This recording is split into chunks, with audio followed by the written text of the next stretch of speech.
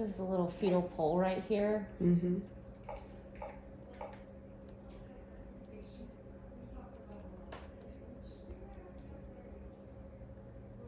I should be seeing a heartbeat. And I'm not seeing any heart motion here.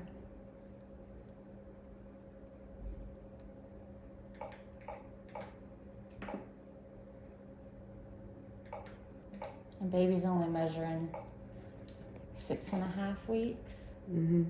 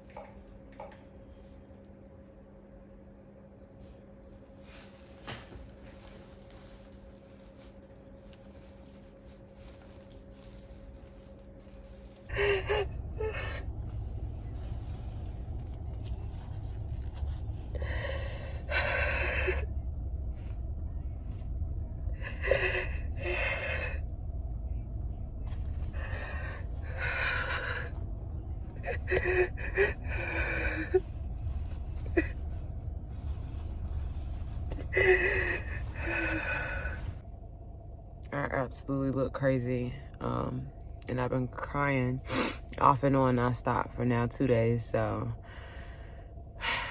that's how I look like this. And I remember telling my best friend when I did make the announcement so early about me being pregnant. She was like, you don't think you should wait and see, just in case if anything happens. And I'm like, no, because if it does happen, I want to make sure that I'm an advocate for other women that it has happened to, so they know that they're not alone. And, people really don't talk about it a lot. Oh yeah, I had a miscarriage, but they don't really process the emotions and talk about it to other people, to really prepare somebody else of what that situation might happen like. Of course, you never want to think about the negative or think bad, but it's a different type of hurt, I was not expecting it at all. I do consider myself very healthy. So it definitely was a shock. And it's just like a bunch of emotions that's running through me right now. Everything from anger to guilt, sadness, questions like, why me? Am I not good enough?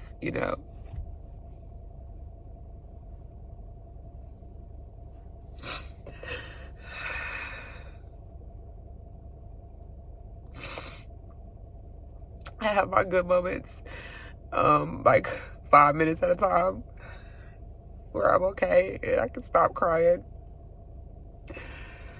But I literally found out, 24 hours ago. So it's gonna take some time to process it. Of course, I had to get off of work.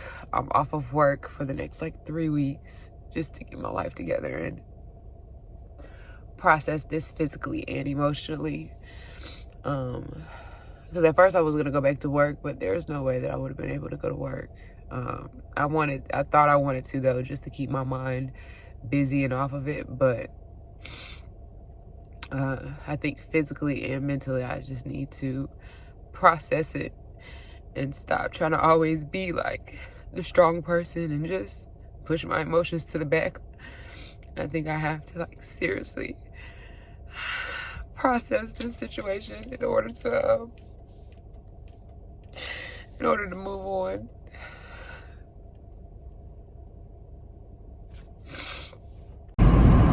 Good morning, y'all. It's like I really don't even know what to say.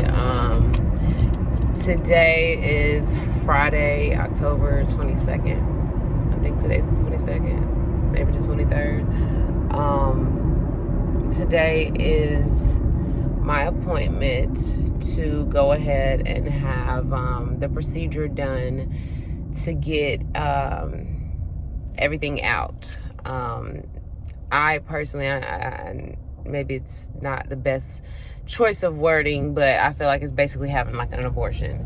But they're gonna go in and get the sac out, get the embryo out, and just make sure that they can get all of it out so I can heal properly. So me and my husband can try again. They did, some people may be familiar with a DNC. They gave me the option, they gave me 3 options at first in the clinic. At my doctor's office, they gave me the wait and see first option. Then they gave me the option of taking the pill that helps it go ahead and pass through. But my midwife was telling me that the only thing with that is it may not pass through all the way, and then they would end up having to go and do a DNC anyway. So she was telling me, you know, the best option would be just to go ahead and do a DNC. The DNC would have been done at the hospital. They would have put me to sleep. And it was just like a lot, I felt like, because one of the nurses had called me to try to get everything set up. And from the shock and just the emotional distress that I was going through, finding out that I had a miscarriage, to the very next day, somebody calling me and telling me all of this stuff that I needed to do. Like, I needed to go get a COVID test. I needed to go and meet with the anesthesiologist. I needed to come sign some paperwork. It was just a lot. Like, and I think the lady could hear in the tone in my voice, like, ain't nobody trying to do all that shit right now. Like, I'm going through, you know, something, and you want me to come and talk to all these people and do all this shit, like, because it was literally something every single day. Like, nobody trying to do all that. So my doctor reached out to me and let me know that I was eligible for the procedure in office because I was less than 10 weeks. I didn't have any my ovaries, everything looked good, and my cervix, I didn't have any abnormalities or anything like that. So the procedure is going to be done actually in office. So they prescribed me, like, I feel like 10,000 different medications. And so my procedure is at 10. I woke up this morning, they gave me, sorry. I'm trying to swerve through traffic and I just got stuck behind a truck. Woke up this morning, they gave me 3 different pills to take. So I took those 3 pills to start everything off. Yo, get your bicycle out the middle of the street, bro. Like, this is not, sorry. Some dude is just like randomly driving his bicycle in the middle of the street, and yeah, he holding up traffic. So anyways, woke up this morning and I had to start taking certain medication 3 hours before my appointment. So I've already taken those, and I already was having like some slight cramping, but I feel like the medication is just making me cramp even more. And then when I get to the actual office, I have 3 other pills to take plus hydrocodone for the pain. So we will see how this goes and see how this whole procedure just goes. It's a lot. I'm still processing it, but at least I've stopped crying. I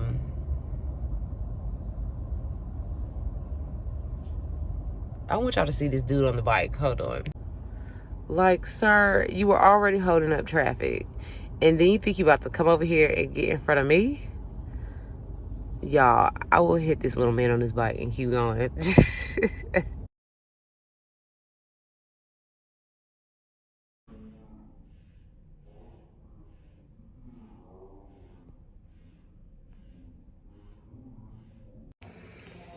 So I took all my medicine.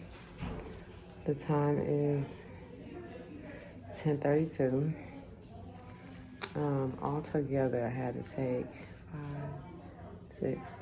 9 different pills.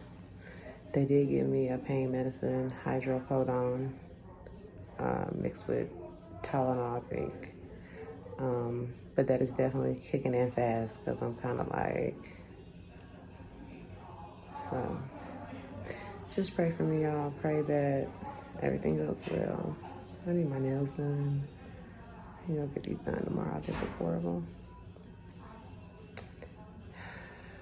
Yeah, I deserve a drink after this, or whenever this wears off. I deserve a drink, maybe 5. Yeah, the medicine is kicking in. Hey guys, taking a look at all of that footage, looking back at it now, it's a lot. It definitely does hit me like, wow. It has been some months since that has happened. Today is actually May the 9th. So I wanted to just come and talk to you guys a little bit about all of the stuff that I went through and update you guys to where me and my husband are now with our pregnancy journey. First I want to start with the DNC. They did give me options. Like I said, I chose to do the DNC. I was awake when the procedure happened. It was quick. I was in and out of the office. After the video cut off, I think I was out of the office maybe 30 minutes later. So it wasn't a long process at all. Of course, there are some after effects of the process. If you do want to hear more about that, because it's kind of a little graphic detail, but if you want to know more about that, you can inbox me, message me, and I'll tell you more about that procedure. I did take about a couple more weeks off of work, just to physically heal and mentally heal. I had to still get my mind together. And I think one thing that people don't think about or talk about is the spouse's mental state. My husband did take it very hard. He took it very hard. But, of course, being a man, you have to be strong for your wife, your partner, whatever. So I think it really kind of like just messed with him a little bit because he has to be strong for me, but he was also hurting because he was also very excited about us bringing a child into this world. And so I did notice the pain that he was going through as well. So that was kind of like a lot, to deal with. I still think about it because we are in the month of May. If that pregnancy would have lasted, my due date was like May 27th. So I would have been big as a house by now, actually getting ready to give birth. So especially this past Mother's Day, I was definitely thinking about that. And as the days get closer to the 27th, I think about that like, dang, I would be getting ready to bring a child into this world. So I do constantly sometimes think about that, and that just plays in my head sometimes. So the recovery process of a miscarriage is a lot, physically and more so mentally, because it's not something that you're just going to forget about, And I didn't know until it happened to me that these things are very common. I just hadn't had anyone close around me that had went through miscarriages to talk to about it. So of course I reached out to support groups and talk to strangers in the support group that have went through miscarriages. And it was crazy because I was finding women that had went through miscarriages later on in their pregnancy, and it wasn't as early as it was with mine. So it's a lot, like I said, mentally, it is definitely a lot. And I didn't realize just how excited I was about becoming a mother until I did lose that pregnancy. So I did learn that, because I am very active. And so, I had people questioning me and asking me, like, well, do you think it's because that you're so active, or you need to stop doing this, or you shouldn't have done this? It honestly was nothing that I was doing physically that caused my miscarriage. We don't know. It can be a genetic thing. Like my doctors told me, if the X and Y chromosome ain't adding up, it's just not going to add up, and the pregnancy is going to terminate itself. So no matter how many times I kept asking myself, like, why? Why did this happen? Why me? You have these thoughts in your head that keep playing through your mind. Why does such and such and such get to bring children into this world when they really don't even want to have these children in this world? Or why does such and such get to be a mom when they're not even a good mom? You have these thoughts that play in your mind. When you see these stories on the news where mothers may kill their children, you think about that. You're like, they don't deserve to have children, and I want a child and I couldn't have my child. So these are perfectly normal thoughts that go through your mind. So I don't want anyone that has had a miscarriage or that has went through a miscarriage and they have these thoughts, I don't want you to think like, oh my God, I'm a bad person for thinking like this. This is things you're going to think about. It's things you're going to think about, but you can't you can't stay there. You have to know that there is another day after. There's another day after that, and another day after that. And that's what me and my husband just really tried to do. We tried to physically heal, mentally heal, and try again. I do want to say that the reason why I decided to go ahead and share this information with you guys of what happened to me and how I went through it was because, like I said, whenever it happened to me, I didn't know why, and I didn't really have anyone to talk to about it that had went through miscarriages before. And I was searching for answers, and these things are very common. It does happen a lot, but I think women don't talk about them because they are so painful. But I'm here to let you know that I understand if you are going through a miscarriage or if you have went through a miscarriage. I am here to tell you that I understand what you're going through. I've been there. There is life after a miscarriage. There is pregnancy after a miscarriage. You just have to try to deal with your emotions as best as you can. Don't bottle your emotions up. I look back at that last clip when I was in the car and I was so aggressive. I was very, very aggressive because you know what? I was angry. I was definitely angry at the world about having the miscarriage. And it's understandable to be angry. You just can't let it stay there. I cried for days. But at some point, I had to literally look myself in the mirror and get up and continue on. And I did go back to work and did get back into my routine, and that helped me to get back into my routine. Me and my husband started trying again. And I will say, to give you guys another little update, me and my husband are pregnant again. We successfully have gotten pregnant again, and I am currently 13 weeks pregnant.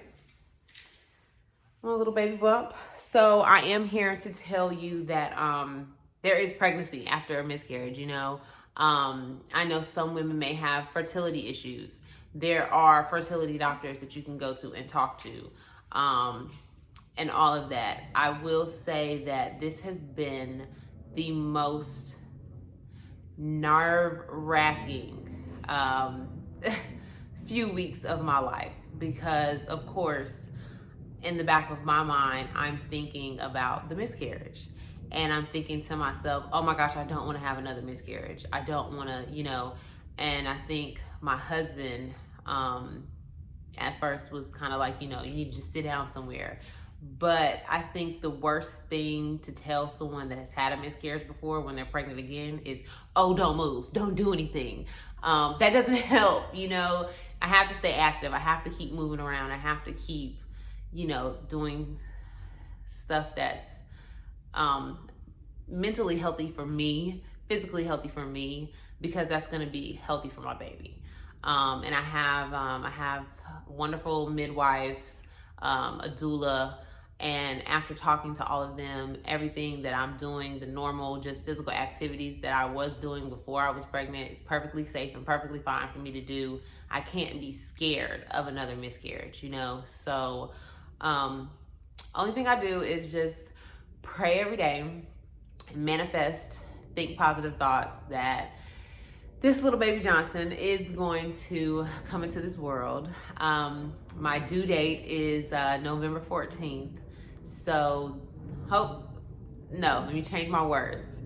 So this time, November 14th, later this year, we will be welcoming baby Johnson into the world. So it's just, I'm super, super blessed. I'm super, super thankful that I was able to get pregnant again so quickly. I know I kind of just left off, paused the whole pregnancy thing because we made this huge announcement to everybody, to Facebook, Instagram, YouTube. We made this huge announcement, and then it was like crickets. And then people started seeing me out. People were seeing me drinking, and they were like, wait, are you still pregnant? You know, like, let me see the baby bump. What's going on? And so people who did reach out, I did let them know, like, you know, unfortunately, I had a miscarriage. But I wanted to come before we officially announced this pregnancy. I did want to share the footage with you guys because I've had the footage for a while. I just wanted to put it all together at the right time, and there's never really a right time, but I at least wanted to let you guys know what had happened before I brought you into the journey with me of this pregnancy. So thank you for paying attention to this long video. Thank you for being a part of this journey with me. If you have any questions, I am an open book. I'm open to answer any of your questions that you may have about the miscarriage, about the pregnancy now. But I just want women to be more educated about miscarriages and to know that you're not alone. It's nothing that you did.